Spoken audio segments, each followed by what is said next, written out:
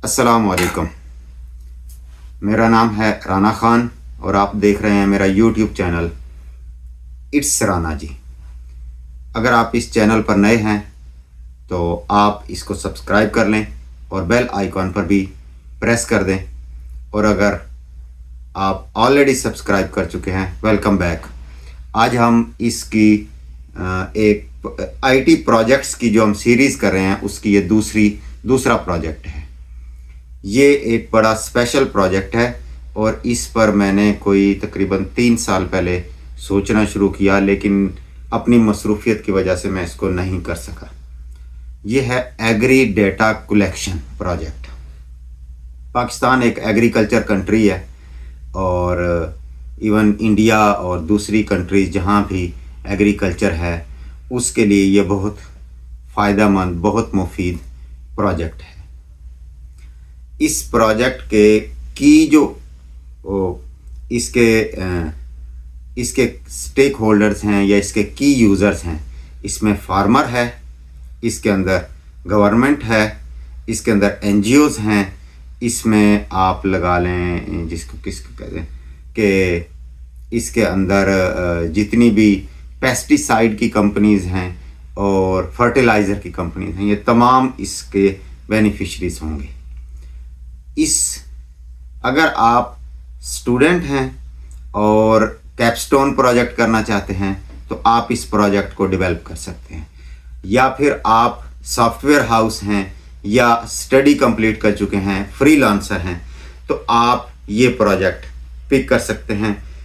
थोड़ा सा बड़ा प्रोजेक्ट है, complete end to end develop और लॉन्च करने तक, लेकिन एक चीज़ की मैं आपको गारंटी दूं कि ये आपका करियर सेट कर सकता है, आपके करियर की डायरेक्शन बना सकता है। अगर आप सिर्फ एक ये प्रोजेक्ट इसको अगर एज ए प्रोडक्ट बनाकर आप software as a service launch कर दें तो आपको सफिशेंट इनकम आपके सोर्स बन जाएगा। चलें अब हम इसकी डिटेल के ऊपर बात करते हैं। Excuse me.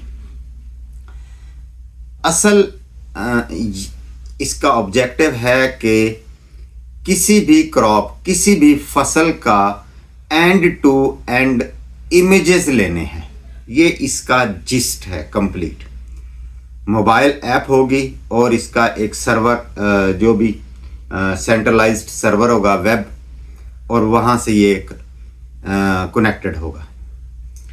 फर्स्ट इसके अंदर इस तरह से है कि एक फ़र्ज़ किया आपने एक ये ऐप डेवलप की, आपने वॉलंटियर्स या अपने एम्प्लॉयज़ हायर कर लिए जो विलेजेस में, रिमोट एरियाज़ में रहते हैं जहाँ पर फसल उगाई जाती है। तो लेट्स से हम कपास की फसल की एग्जांपल ले लेते हैं। तो कपास की फसल जिस दिन वो काश्त की गई है, जो ही वो ज़मीन से बाहर निकलेगी, फ्रॉम डे फर्स्ट वो वॉलंटियर इस ऐप के ज़रिए वो कुछ पौधे आइडेंटिफाई कर लेगा। लेट्स से उसने हर एकड़ में से 2 पौधे आइडेंटिफाई कर लिए। अब उसने उनको मॉनिटर करना है और डेली बेस पर उसकी इमेजेस लेने हैं। तो जिस वक्त वो इमेज लेगा उसी वक्त ऑटोमेटिकली जीपीएस के कोऑर्डिनेट्स भी उसमें सेव हो जाएंगे। ये ऐप की फीचर्स में से शामिल होगा, और वेदर का क्या डेटा है उस दिन का वो भी उसमें सेव हो जाएगा ऑटोमेटिकली। वो एंटर ना करना पड़े, ये दोनों चीज़ें, कोऑर्डिनेट्स भी ये भी। ताकि कोऑर्डिनेट्स इसलिए कि ये पिक्चर कहाँ पर ली गई है, डेली उसी जगह पर ली जाए। अब वो पौधा जिस तरह बढ़ता जा रहा है उस तरह उसके इमेजेस कलेक्ट होते जा रहे हैं और वो इमेज डेटाबेस के अंदर सेव होते चले जाएंगे सर्वर पर। ठीक है, कुछ एरियाज़ के अंदर नेट का इशू होता है तो वो फ़ोन के अंदर सेव कर ले, और जब भी वो जहाँ भी उसको वाईफाई अवेलेबल हो तो वहाँ वो अपलोड कर दे।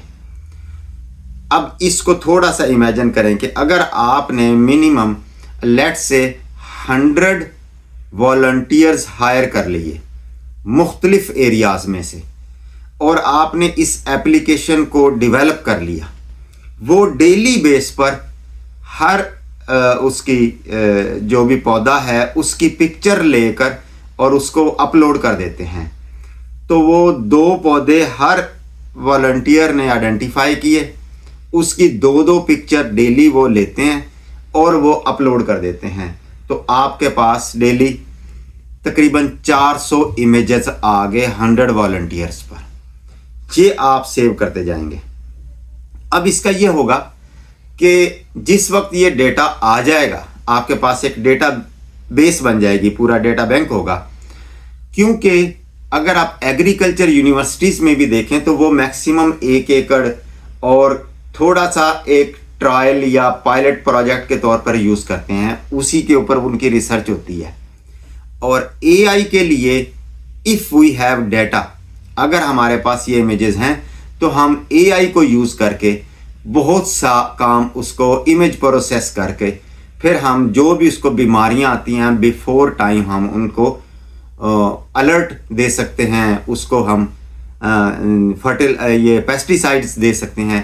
तो ये तमाम चीज़ें की जाएंगी AI के यूज़ के लिए। जब आपके पास डेटा बैंक एक सीज़न का कंप्लीट हो जाता है तो ये डेटा आपसे इंटरनेशनल यूनिवर्सिटीज़ ख़रीदने के लिए रेडी होती हैं, आपसे बड़ी ये AI की फर्म्स आपसे ख़रीदने के लिए रेडी हैं, आपसे ये NGOs जो एग्रीकल्चर में काम करती हैं वो इसके अंदर काम वो रेडी होते हैं।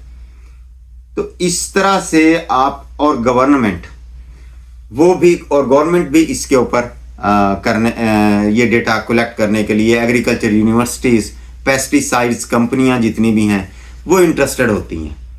पेस्टिसाइड का एक और प्रोजेक्ट भी इसी से रिलेटेड कुछ है, लेकिन वो हम अलहदा से डिस्कस करेंगे।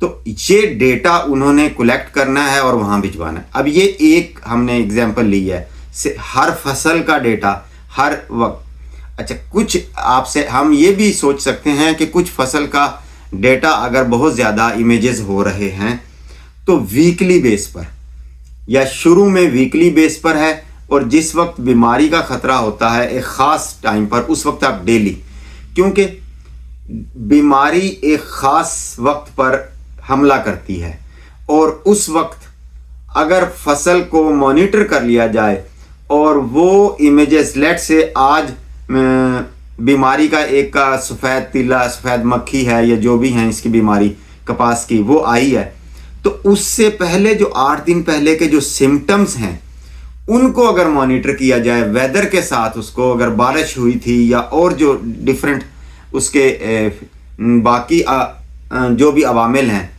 उन तमाम को अगर आपने डिस्कस करके उसको, तो वो AI हमें इसमें बहुत सी मदद दे सकती है नेक्स्ट ईयर या दूसरे एरियाज़ में जहां पर अभी ये सिम्टम्स जस्ट जाहिर होना शुरू हुए हैं। तो वहाँ पे फौरी तौर पे इसका कुछ ना कुछ इलाज किया जा सकता है, कुछ स्प्रे की जा सकती है। तो ये बेसिक कॉन्सेप्ट है कि उसके इमेजेस कलेक्ट करने हैं और इमेजेस एक जगह जाएंगे और उस तरह से वो तमाम एक दफ़ा डेटा बैंक बन जाएगा, then it would be use. एक दफ़ा फिर AI मॉडल बना लिया एक दफ़ा हमने, तो उससे ये फ़ायदा होगा कि नेक्स्ट टाइम हो सकता है इसका नेक्स्ट वर्जन आप इस तरह से बनाएं कि कोई भी फार्मर जिसको कोई इशू है तो वो सिर्फ एक पिक्चर्स अपनी फसल की ले और अपलोड कर दे। जो ही वो अपलोड करे तो AI मॉडल उसको प्रोसेस करके बता दे कि ये नेक्स्ट क्या स्टेप्स उसको लेने चाहिए, कौन सी बीमारी आ रही है और किस तरह से ये उसका क्या उसका सद्देबाब किया जाए। तो ये है मॉनिटरिंग का। दूसरा ये है इसी के इससे मॉनिटर किया जाएगा फसल की ग्रोथ। अच्छा, जो फर्टिलाइज़र यूज़ किए गए हैं, कौन सा बीज है, उसकी ग्रोथ उनको कंपेयर किया जाए कि दूसरा बीज है और उसमें कौन कौन से फर्टिलाइज़र हैं क्या, और ये A और B, ताकि उनको कंपेयर किया जाए। वो डेटा हमें दोनों की फसल का डेटा हमारे पास आ रहा है तो उससे। तो इसके लिए कुछ चीज़ें हैं कि GPS के कोऑर्डिनेट्स उसके अंदर ऑटोमेटिकली सेव होने चाहिए। अच्छा, वेदर की इंफॉर्मेशन उसमें सेव होनी चाहिए।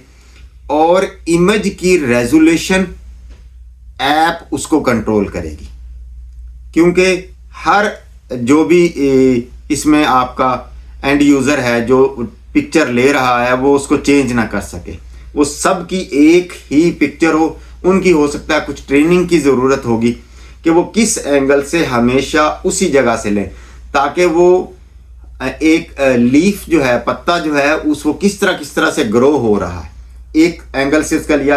अगर कल को दूसरे दिन दूसरी तरफ से लेंगे तो वो सही नहीं है। लेकिन अगर उसी एंगल से आप उसकी पिक्चर्स डेली बेस पर लेते चले जाएं तो फिर वो एक आपको पूरी उसकी मूवी मिल जाएगी। अच्छा, ये डेटा है।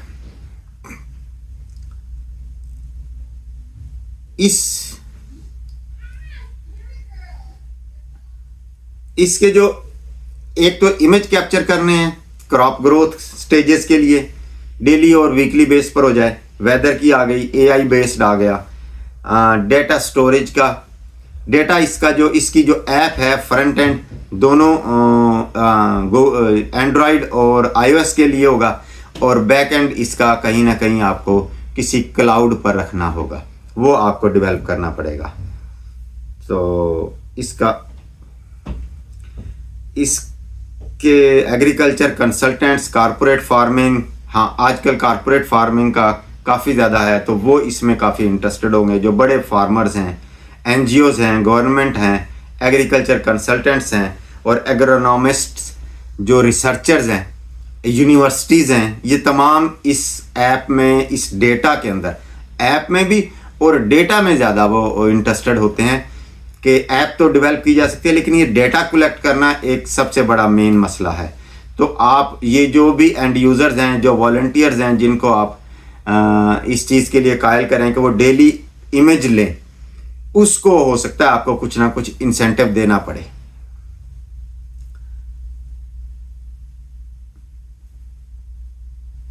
तो इसके अंदर फिर एआई और डेटा मॉडलिंग और ये तमाम चीज़ें उसके अंदर यूज़ होंगी। अच्छा, इसके बाद हमारे पास अगर आप इस पूरी ऐप को अगर आप डेवलप करना चाहते हैं तो मेरी सजेशन है कि पहले आप इसका कंप्लीट एक लेआउट या मॉकअप इसका बनाएं। और अगर आपको इस सिलसिले में किसी भी तरह की कोई इंफॉर्मेशन या कोई क्वेश्चंस हो या कोई क्लैरिफिकेशन चाहिए हो तो आप कमेंट बॉक्स में ज़रूर लिखें, मैं इंशाल्लाह आपको एक्सप्लेन कर दूंगा। मैंने इसके ऊपर काफ़ी रिसर्च की थी लेकिन मसरूफियत की वजह से मैं दूसरे अपने जॉब और बाकी मसरूफियत की वजह से मैं इसको डेवलप नहीं कर सका। तो अब मैंने सोचा कि इससे पहले कि जो मैंने सोचा है कम से कम एक आइडिया है, तो वाई नॉट कि मैं इसको ओपन करूं ताकि कोई और इसको डेवलप कर सके और इसको कम अज़ कम वो कैपस्टोन प्रोजेक्ट यूनिवर्सिटी के प्रोजेक्ट के तौर पे भी बना सकता है। और अगर कोई कमर्शियल इसको बनाता है, दैट इज़ एक जिससे कहते हैं कि इसकी डिमांड है, ये किया जा सकता है।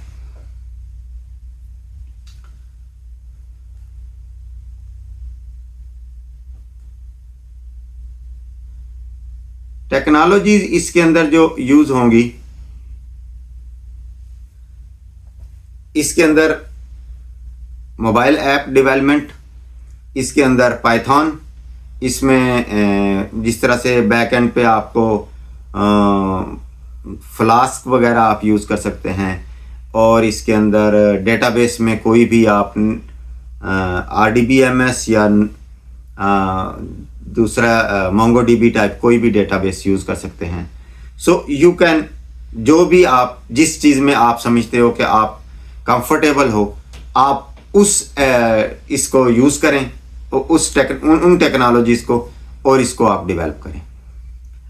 अगर आप समझते हैं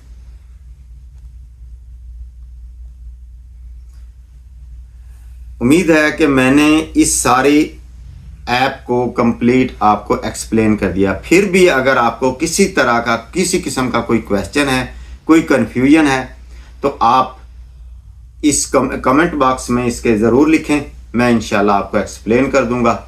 बाकी आप इसको बनाएं और बनाकर इसको लॉन्च करें। और अगर इस सिलसिले में कुछ भी